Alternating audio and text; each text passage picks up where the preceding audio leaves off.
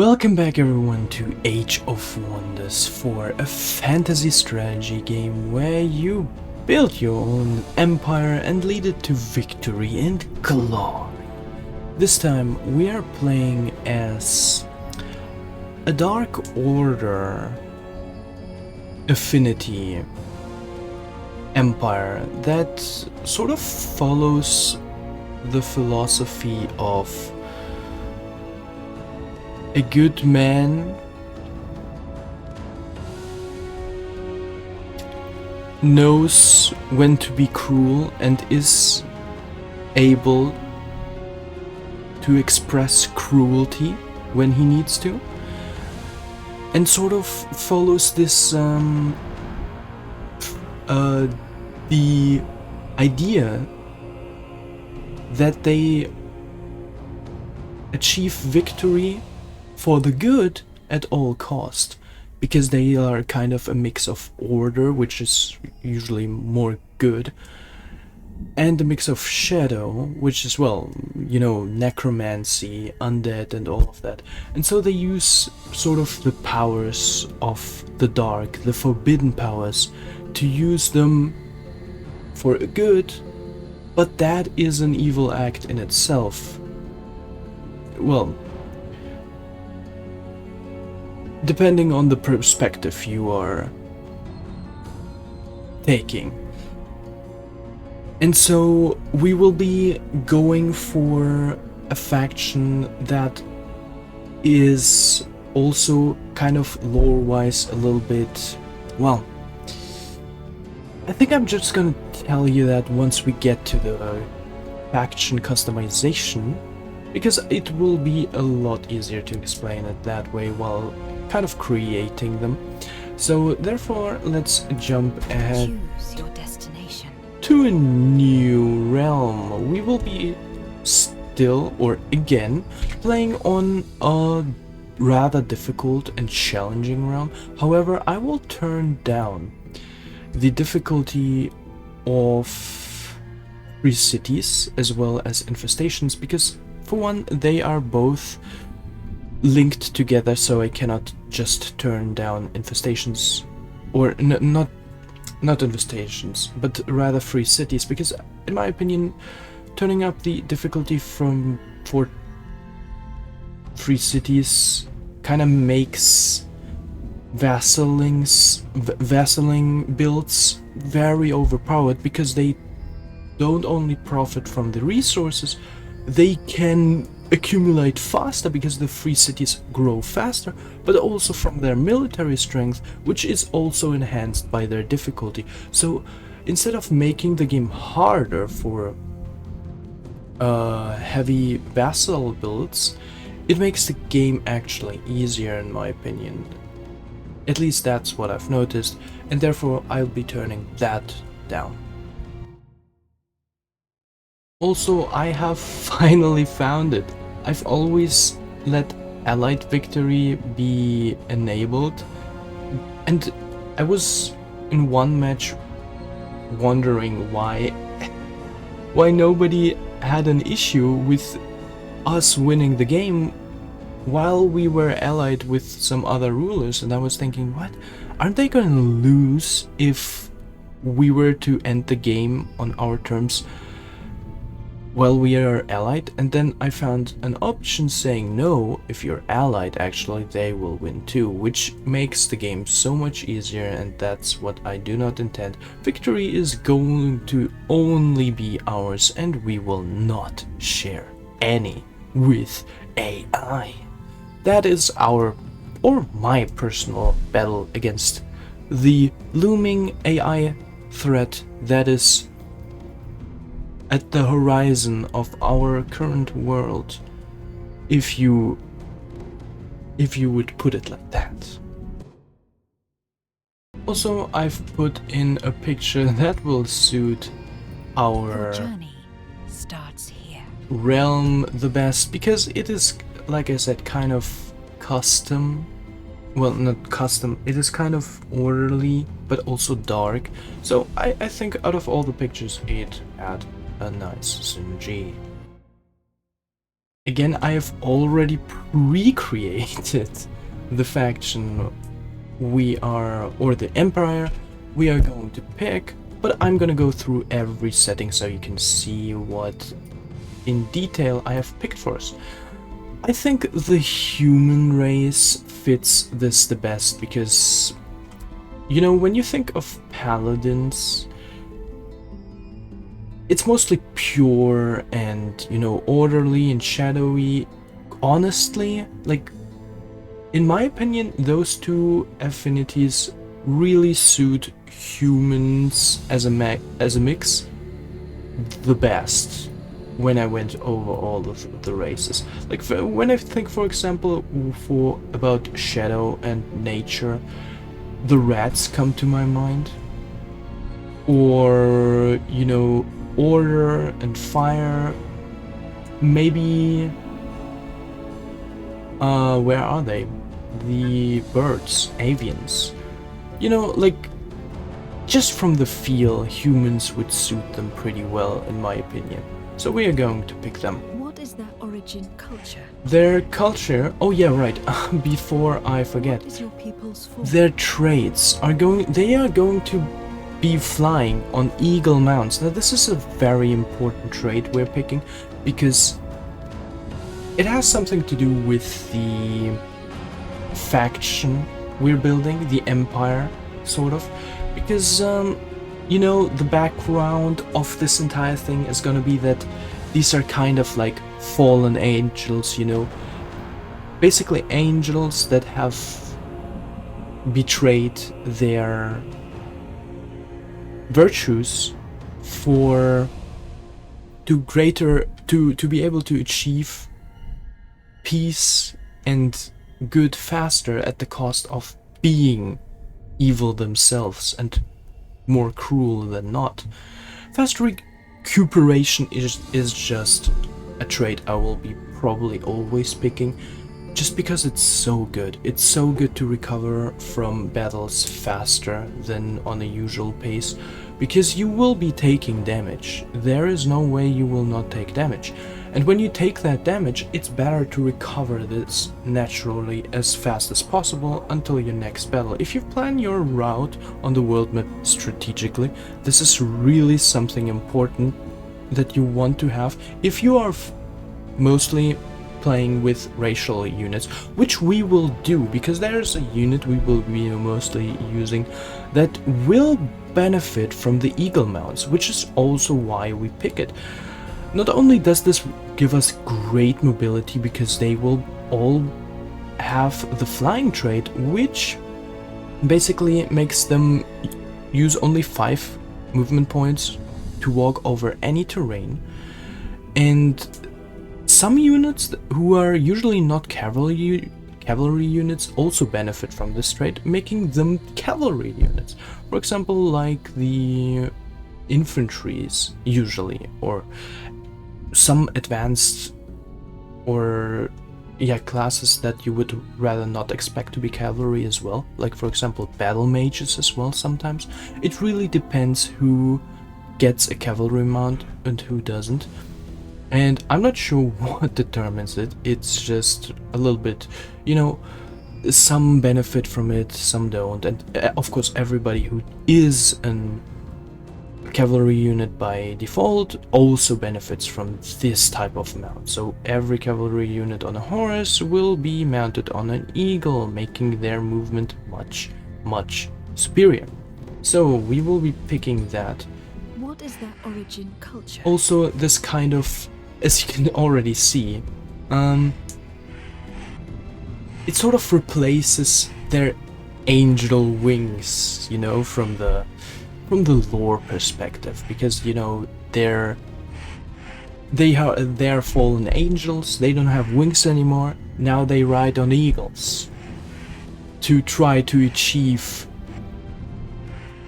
pureness in this world with tyranny.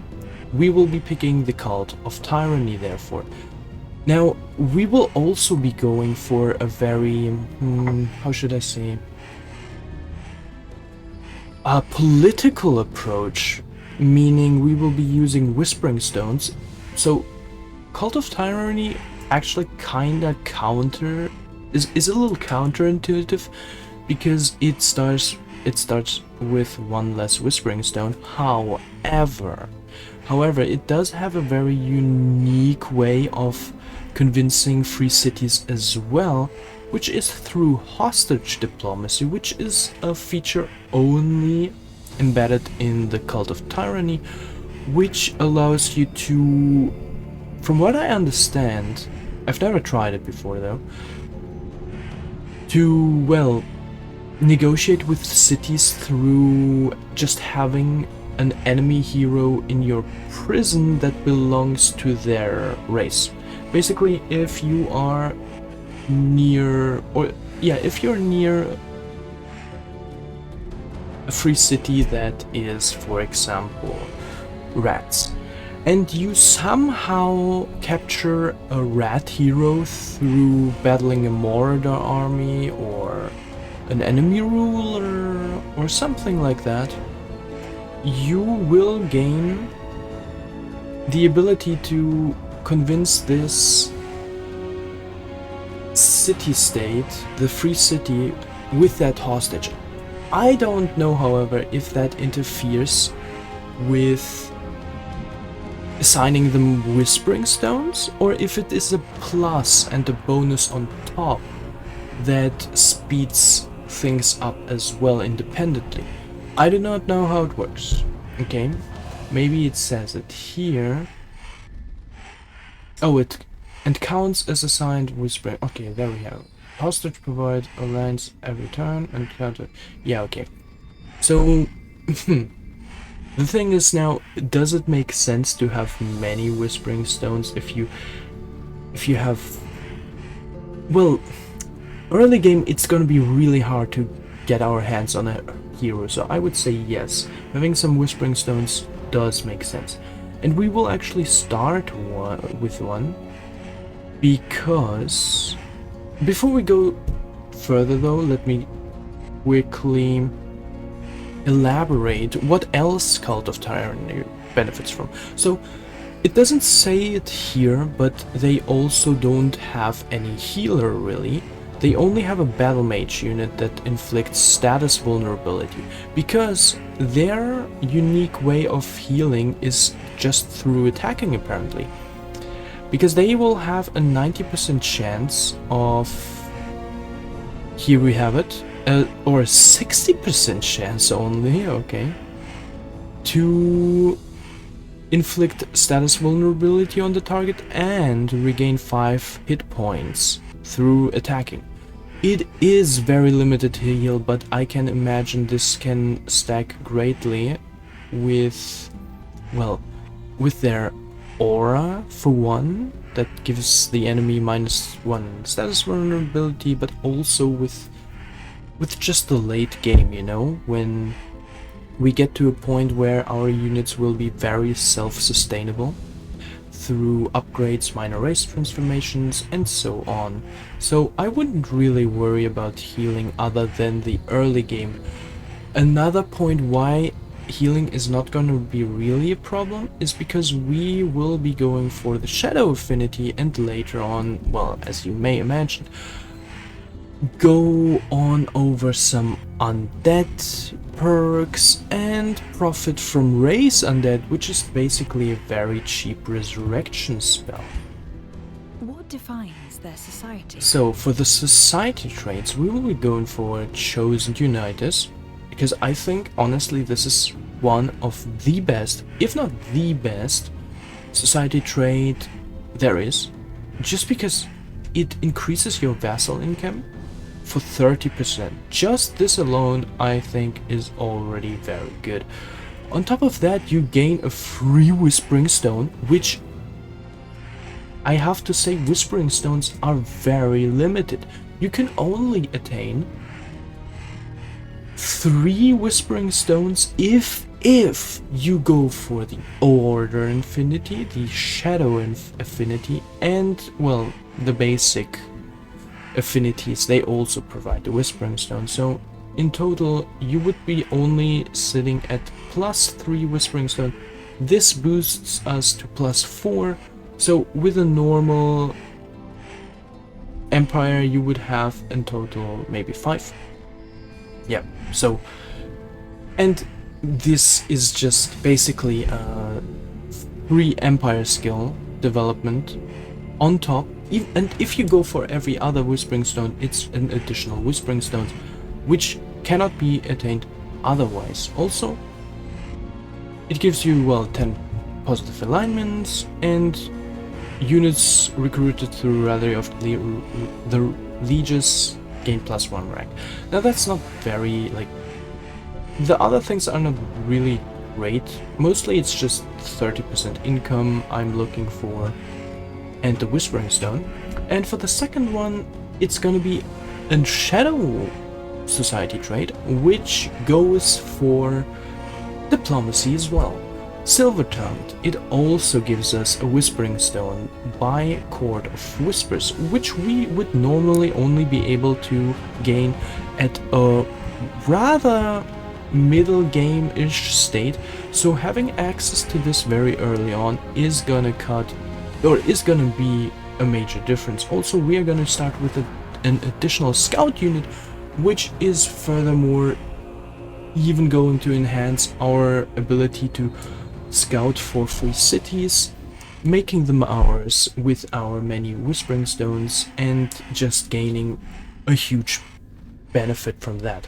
Also, pronouncements cost 50% less, which is also really good because we kind of want to make friends with many empires. We also want to make war with some, but we want to have war with, well, very limited, preferably only one ruler, because later we will be picking up some very interesting tomes that may be very exploitable, and I really want to try something out with this run, and therefore having just one enemy to deal with is going to make this a lot easier through pronouncements costing so little. Also, every trait with a free city costs minus 100% resources, which sounds really huge, but honestly, in my opinion, it's not really good, because usually you'll be trading resources that you normally have an abundance of anyways. For example, mana. Mana is not going to be an issue for most empires, and so you can really just deal with the minus 20 mana per turn out of 2000 you gain per turn. Okay, 2000 is maybe a little over the top, but maybe like 500 mana income, and you trade 20 mana income for, I don't know, 50 production, 30 production, you know. That is no loss. You only gain from that. So yeah, that's pretty much. Wait, now that I think about it, yeah, okay, there's a point to be made that resources like food production and draft are only secondary, because ultimately they only go for an increase in resources like gold and mana ultimately. But I would have to think about this more deeply, because indirectly you'll also be investing in knowledge, because through production, through food, through, well, not through the draft, but through those two, you kinda enable to get knowledge a little bit faster. So yeah, it's debatable, honestly, but in my opinion, mana is not going to be really an issue. Therefore, yeah, that being said, we can move forward with the tomes. Tome of magic.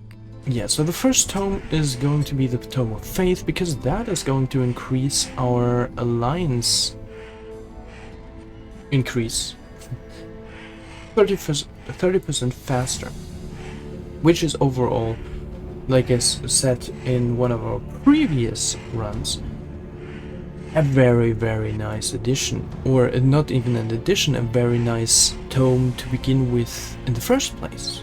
One of very, very, well, yeah, one of the best tier 1 tomes in my opinion.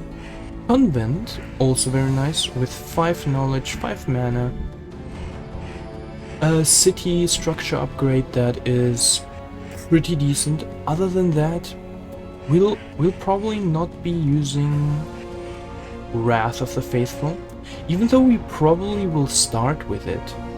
Yeah, I'm pretty sure we're gonna start with it. Wait a second, maybe then Condemnation would be, or Tome of Zeal would be better, because this is something we will also be going for, honestly. Because we will not gain value out of Wrath of the Faithful, because we will not have any faithful units in our battle, in our army, honestly. We will not be going for faithful. So yeah, that is an argument to be made, that we go for Tome of Zeal first then. Yeah, alright, I got convinced. Tome of Zeal it is first. That was actually the second tome I was planning to take, but considering, like I said, the first spell being much superior than Wrath of the Faithful for our specific build, it's gonna have more value to go for this first. Also, we're gonna be able to go for a fanatical workforce faster.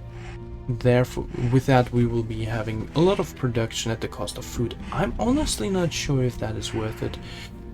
Maybe it is. I mean, 60 production is not to be taken lightly, but the food reduction is also not that prickly, to be honest. Legion of Zeal, something very important we will definitely also go for, as this is going to turn all of our units into Zeal, making them possibly less prone to any holy damage later on, as we go for shadow affinities as well. Because like I said, we will be going for sort of a split here, and for example, cleansing flames, if the enemy should go for stuff like this, we as Zealed units will not be affected by that, but rather benefit from it as well. So therefore, Holy Order will not have an effect on us as strongly as other factions might suffer from it, other shadow factions. So let's go for Tome of Zeal. What is your ruler's origin? Our ruler would this time be a champion, as he is benefiting from +100 relation with free cities. That's mostly why I'm going to pick the champion again. I would really like to go for the Wizard King to just see how he works, but so far, honestly, I would like to adapt the ruler to the empire I'm creating, and for this empire a champion ruler suits them a little better in my opinion. Reveal yourself. And as you can see, I've already designed him, and he is going to be a Death Knight, something we actually, as I've noticed, haven't looked at all. So this is going to be really interesting to play as a new class with a very unique build, honestly. And as you can see, they all have golden armor, as they still have the tint and the purity. They still embody the purity of their former vows, while also reflecting the tyranny they make use of to be more efficient in their pursuits, let's say. Also fear, and if you know, like for example, angels in actual biblical writings, they were depicted as actually horrifying, you know. Now, not horrifying in the same sense as we are currently, because angels are usually not depicted in as humans, but rather like you know, if you've seen the pictures, like eyes with wings, and they looked honestly somewhat dreadful. When you look at that, you kind of feel unsettled, you know, because it's just a giant eye with wings and it looks so imposing, so fearful. And therefore, the sentence in the Bible, do not fear or have no fear, actually makes sense then. And they're kind of the same here with going, you know, for the fear factor, because a demon would not fear a baby with an arrow, a naked baby with an arrow or something, you know. That's too cute. He would be like, damn, I eat that for breakfast. No, but a giant goddamn eye that shoots lasers or something that just looks like it's gonna obliterate you in every dimension possible. That's something that the demon says, oh hell no, I'm going back to hell and deal with this. And they're, in this aspect, they're kind of the same. So, or they follow the same tactics, the same philosophy, whatever you want to call it. They use fear to do good, you know? I really want to emphasize that. Your journey begins. And I see right now there is some incompatibility with our planned tomes. I'll be right back. Alright, so the issue mostly was because I picked Tome of Zeal second and the game was like, wait, you can't pick Tome of Zeal twice?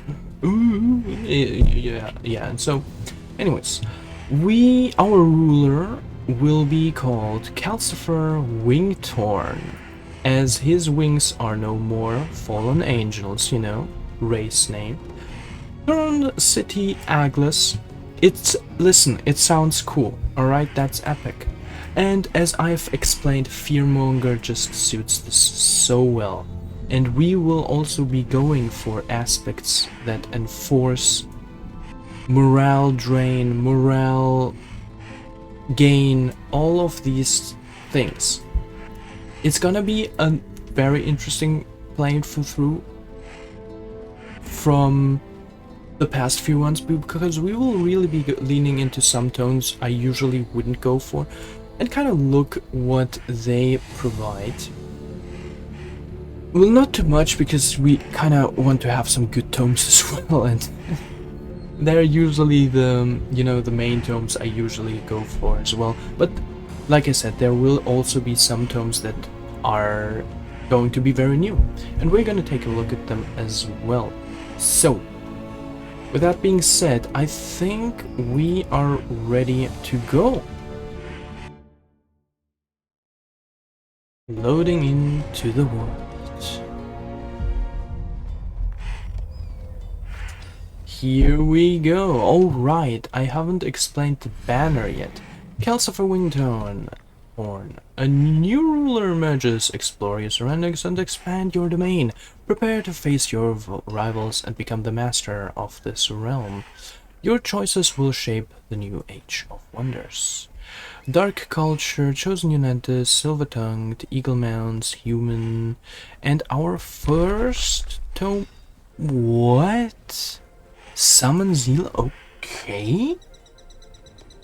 Not Wrath of the Faithful? Okay. Never mind that. Anyways, we wanted to go for something new. Here we have it. Well, Wrath of the Faithful would actually have been worse anyways, I think. Maybe, I don't know. But Summon Zealot isn't in particular. Painful Curse, what is this? Enemy units in one hex radius gain weakened. And Misfortune. Alright, good. Misfortune is always really good. As I said, the banner we are having is kind of also like... I don't know what that is, okay? But it kind of looks to me, at least, as a pair of angel wings that is sort of shattered, you know, like wing torn. You know what I'm saying? Yeah, that fits so well, I know. And Agles, Agles, Agles, Agles, it's Agles, okay? It sounds cool. Anyways, said arcane research, our first research, why don't we have condemnation? I am a little bit mad on this, honestly. I would honestly go for fanatical workforce because this could really boost our cities at the start a lot. Because Legion of Zeal will kind of suck our mana, and we kind of need to start a little bit of this mana, you know? Having a spell that only costs 5 mana could also really be good for combat. I would honestly kind of go for that, because Condemned also scales with our ability to heal from melee attacks, right? So Condemned would also be very... Yeah, you know what, honestly, Condemnation? Let's see what we can pick here from...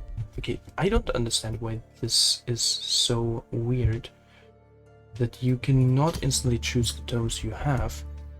Anyways, so we can pick like 3 tomes. I would also go for Wayfarer and stuff like that.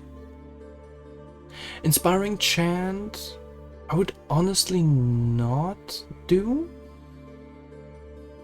because it just seems like a waste of research focus. Condemnation we could possibly even be using at the late game, honestly, because like I said, Condemned suffering status resistance really scales with our build, honestly, in every aspect. So Condemnation we will definitely pick up later, if not now.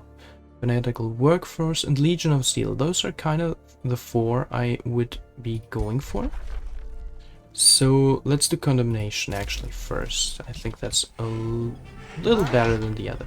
So we have 1 scout unit on a eagle, very nice, because that has flying, and another one as well. So they have all 40 movement, which is really nice. We're gonna send the scouts obviously in opposite directions. Let me just quickly assess our situation. We are sort of centered, honestly. What is this? Oh, that's an army. Okay. Sort of center-wise from the world map perspective. And I would look at this that way. Oh, that's a good angle. That's a good angle, yeah. Okay, now here's something I really found very, very interesting from the, well, Cult of Tyranny, is the Immortal Tier 1 unit. In my opinion, it sounds so good, honestly, because they have lesser resurgence. They're gonna revive with only 10% of their hit points after winning a battle, but that just means that they are allowed to die, which is so huge, because in so many battles you lose some units by mistake or just because it's inevitable, and you can with this just retain them. Unfortunately, very unfortunately, they do not have the option to be cavalry units, which is in our case really yeah, unfortunate to say the least, because, well, they will be sitting at 32 land movement while our eagles have 40 flying movement. Where is that being set? Yeah, just here, I suppose. What is this? Mountain camouflage cannot be detected on mountain hexes? Since when? What? Okay.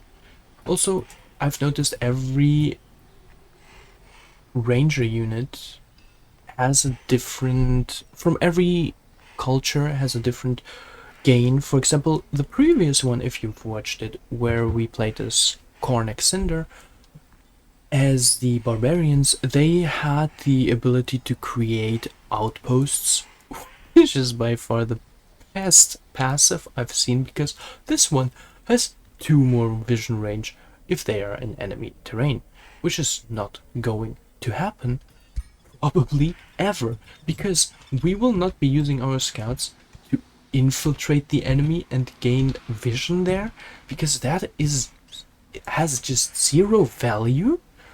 We will be going to scout for free cities and collecting resources, because that is much superior. Oh, I'm really starting to like this faction, this culture, honestly. Armor of Contempt. Unit has +1 defense and resistance against attacks for each debuff on the attacker.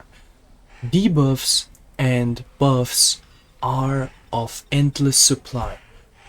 Our enemies and us, we will both be having so many buffs and so many debuffs that it's just gonna be inevitable to be a clean unit without any buff or debuff on the battlefield. So we will definitely be benefiting from this skill in particular as well. Pursuers, they even have a teleportation spell, which enables them to go into position while still being able to shoot 3 times. So yeah, they're really strong. One unfortunate thing I see, however, is that the workshop has some draft intus. So, and if you already know me, you know I don't like draft. Okay, I just don't like it.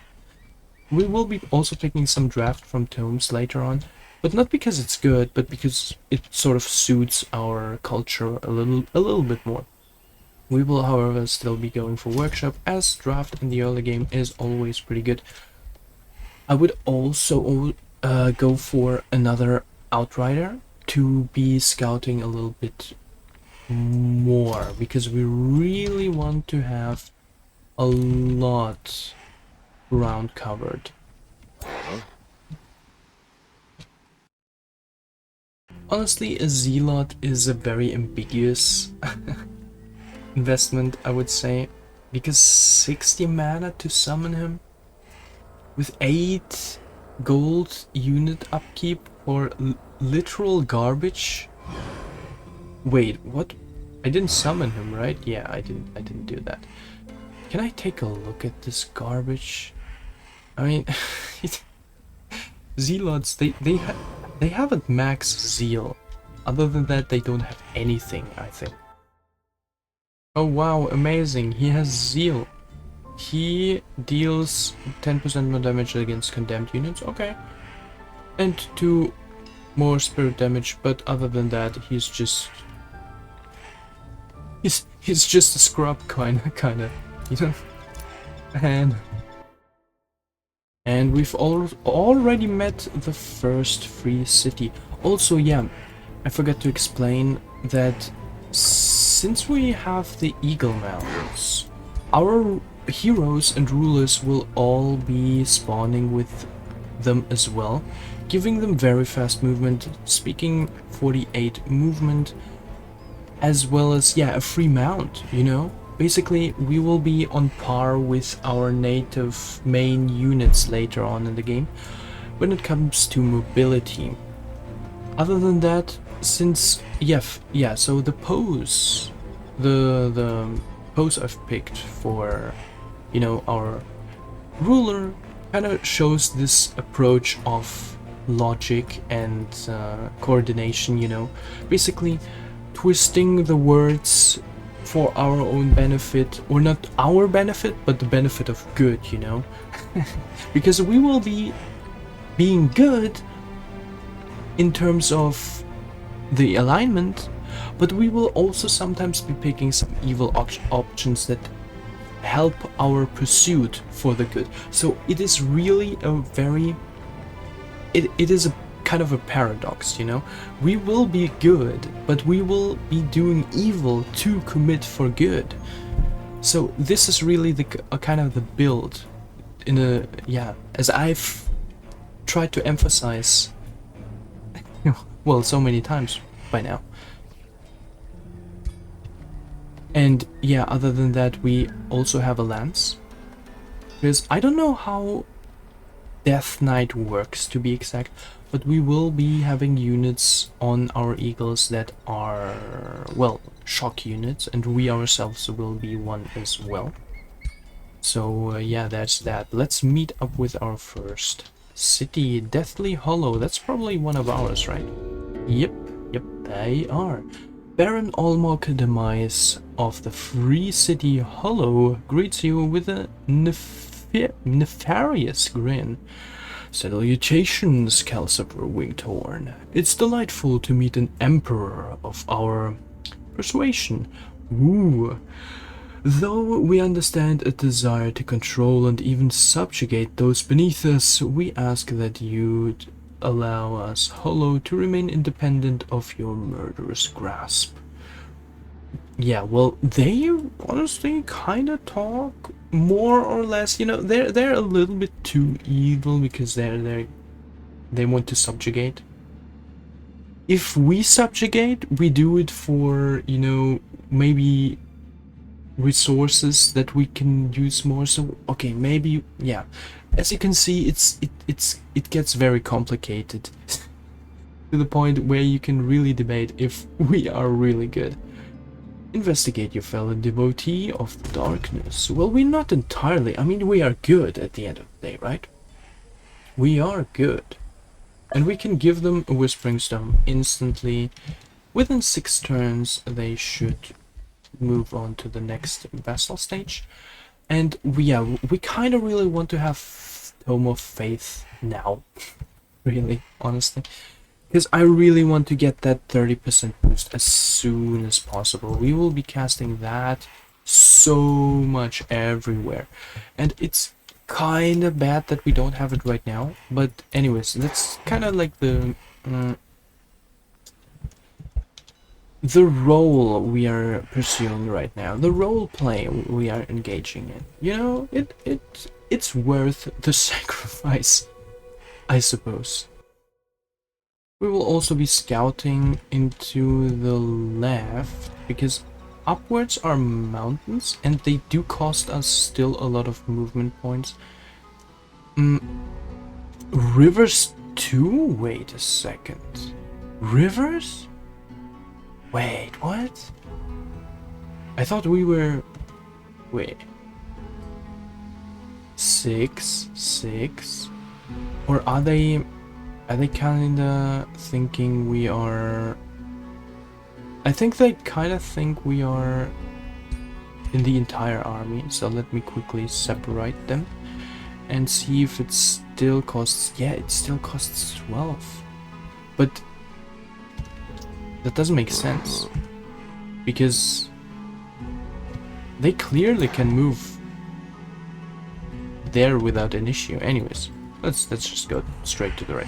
Alright, there is an infestation, and well, at least this time around we won't have to fear them as much, because, well, like I said, they are not really going to be as great of a threat as last time they were. Also, I'm kind of thinking what we should go and clear up first. I would say this camp right here with the ogres. For one, they provide us with some food, and secondly, they're kind of making our route a little bit more optimized by going for them first, and then we can sort of clear them out a little bit.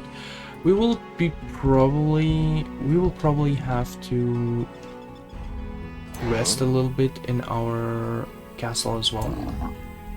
But this should really not be an issue, since we can also expend one of our units to death.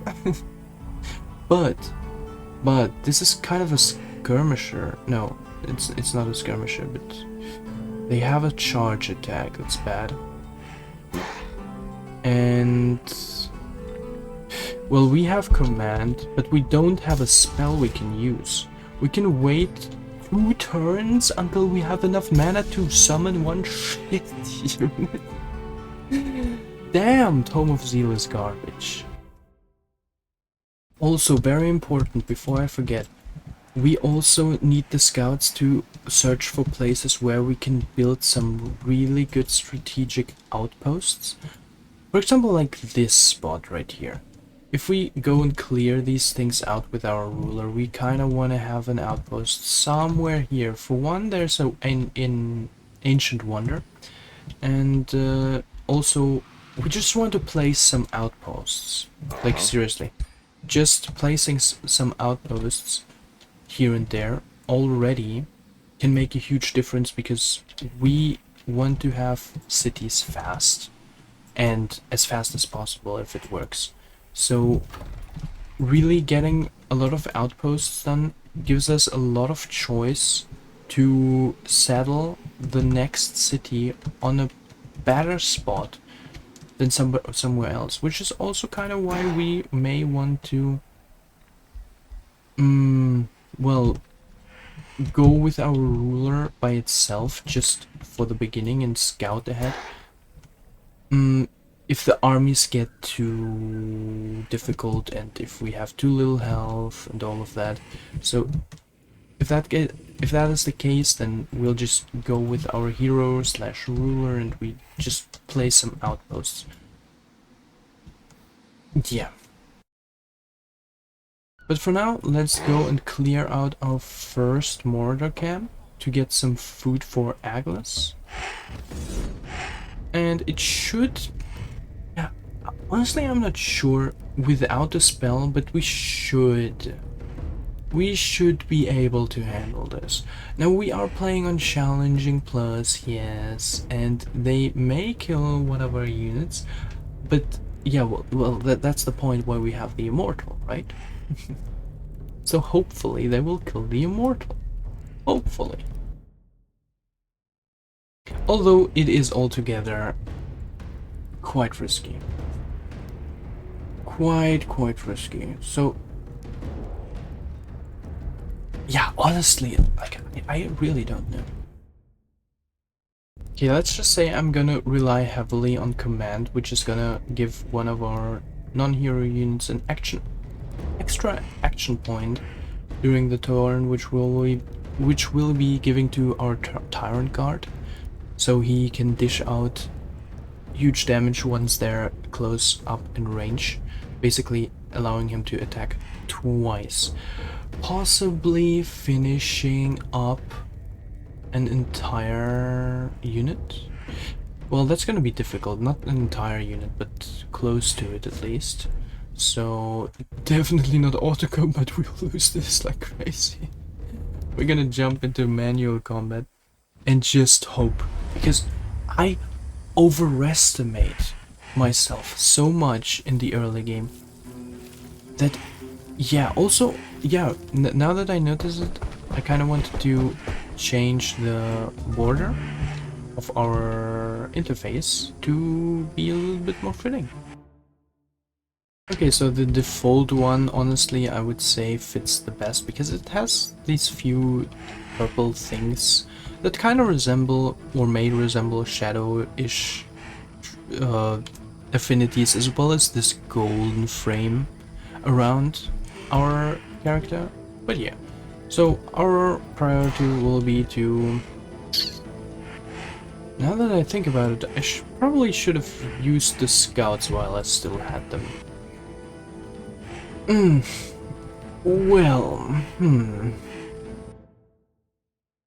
Okay, so unexpectedly, the enemy has already moved in super close range.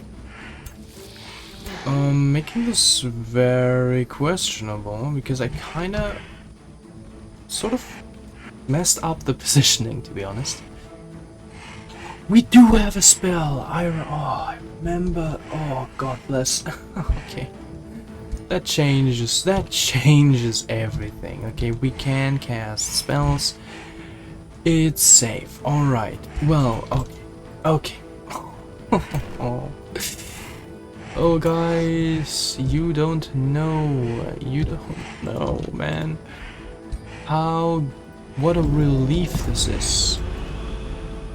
Somebody resisted some part of it, which is not very good. We are going to protect our ranged unit, I would say. The thing is, he's sort of a charger as well, and he could possibly damage us-ish, you know. But we will instantly sacrifice our one tier 1 unit. Like so, I believe. To get off the defense mode of this unit right here. There we go. They even suffered a debuff, which is... Yes, Aura of Tyranny. Man, I have already forgotten what our units do before I even played them. Well, after I read through their abilities, we're gonna shoot at them, I would say. Could they be killed? Is the question. Now? No, not anymore. Okay, now they're safe. Alright, let's keep it like this. Shoot thrice. One. Okay, one miss right there is okay. That's okay. Status vulnerability. Right, every attack inflicts status vulnerability. Also huge plus. We don't really want to engage with our spears, I think. Because then they could be targeted, and we want to make use of, well, our decisive command. But we could also use it right now, killing this unit possibly, honestly. Okay, you know what? Let's try it. Immobilized? Wait, they inflict immobilized? Wait, what?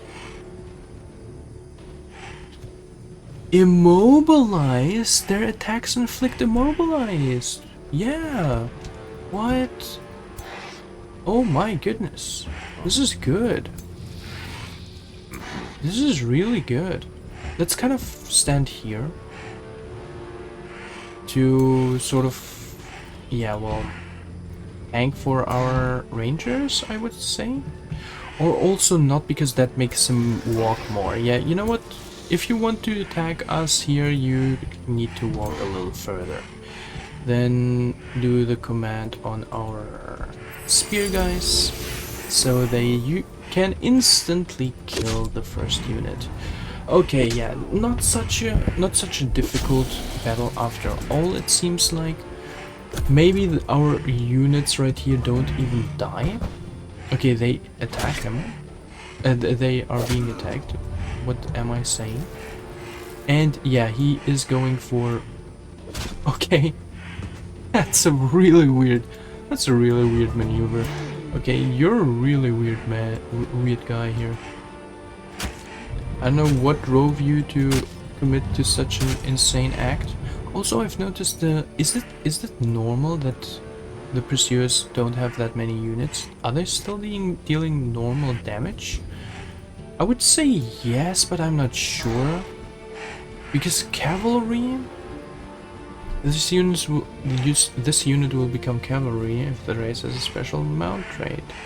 This unit is mounted on an animal, but other than that, does it take... Because I know that the more units there are, the more damage they deal, you know? So I'm not sure if I sort of crippled our ranged characters with this now. I really don't know. I just hope I didn't. Okay. Yeah, maybe I... Oh. Maybe I should have... You know what, we're just gonna kill this one, okay? It's not a big deal.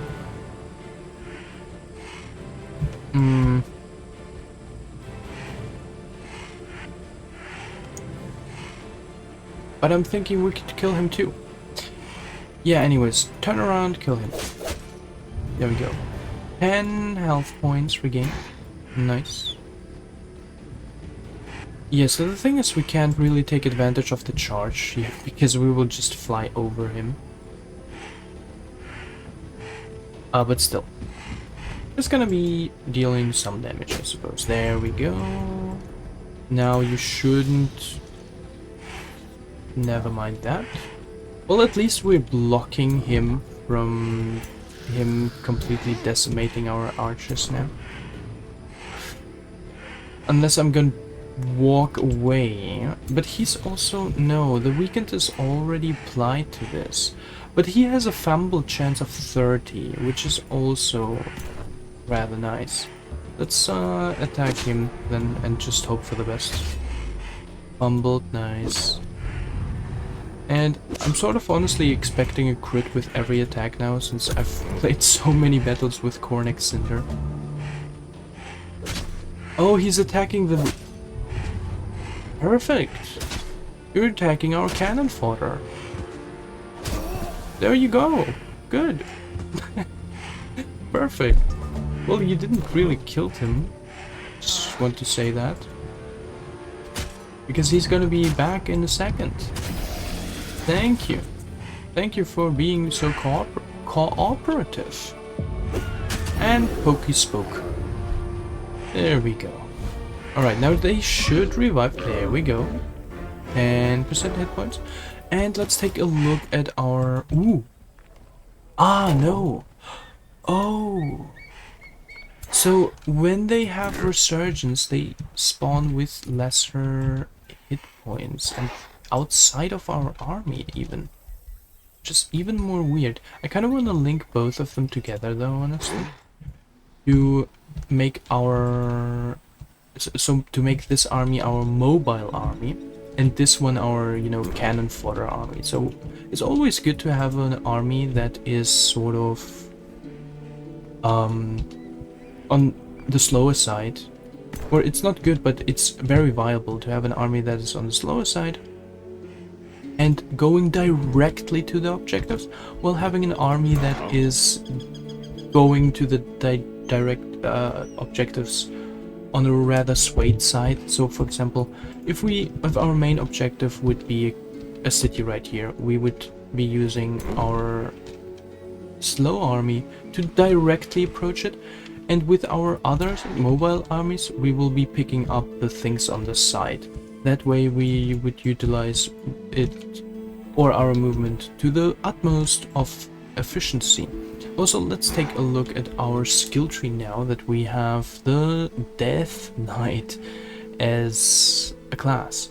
So we have Curse, which doesn't cost us any action points, which sounds very good. Curse target unit has Sundered Defense.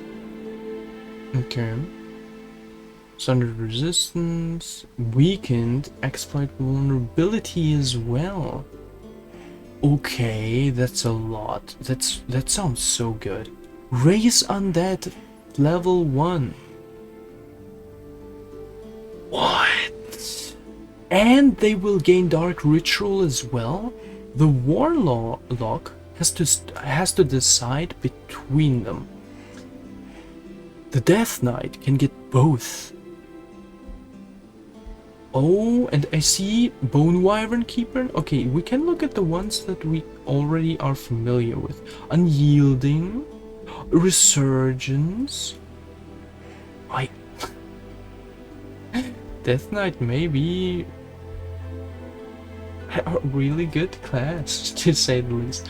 My question is though, if we go down this path, or if you go down this path, can we still go for this and this? If that's a yes, because I'm not familiar with straight lines to the side, really. Here they are locked, here they're not. So I'm assuming since Bone Wyvern is on the side, it is going to be that way. Because if you pick this and this, you obviously cannot get this from just picking this. Or wait a second. If you pick this, this, and that, you cannot pick one of those because, yeah, there's no line, obviously. But here, if you can pick all of them, it's GG's, honestly. Because you would only have to go down one route, and I don't even know which route I want to go yet. But this seems so good. I kind of want to go for this. Curse and all of that. Because I think that we will be in the backline with our leader anyways. But also, command. I want to go for decisive command. Because that's gonna make our abilities so much more worth. But experience points are also very good for our army. Return, right? So it may be worth to just... I mean, how much do they need to level up, right? 3 more XP, see? So if we were to just pick... It's just so good, you know? And the unit out, the logistics training probably as well, to save up some resources. Let's go for... now. For the XP first, I would say. Then logistics, decisive command, and then, yeah, health. I guess the basics need to be in place first. Or curse, honestly, because if we have curse, I can honestly still keep... excuse me, command, before we upgrade to decisive command. Yeah, I think experience is a little better for now. Experience is just very good. Early game as well as later in the game as well, I think. Which does, however, interfere with our objective of kind of going for outposts, honestly. So we have to make a sacrifice of not going for outposts directly now, if we want to commit to leveling our units now, right? Because, yeah, well, going for this outpost is not going to be an option if we want to level our units. Well, that was just a weird level up. God damn it. Okay, honestly, I don't think we will have the gold for that anyways right now, so it's okay. We would still have to get some good spots anyways, okay? It's fine. It's alright. It's alright. It's alright. I think I'm stressing too much for every single last turn to be perfect. So, yeah, there's no need for that. Anyways, this has already been it for the first one. Thank you all so much for watching, and I do hope to see you in the next one when we continue with this.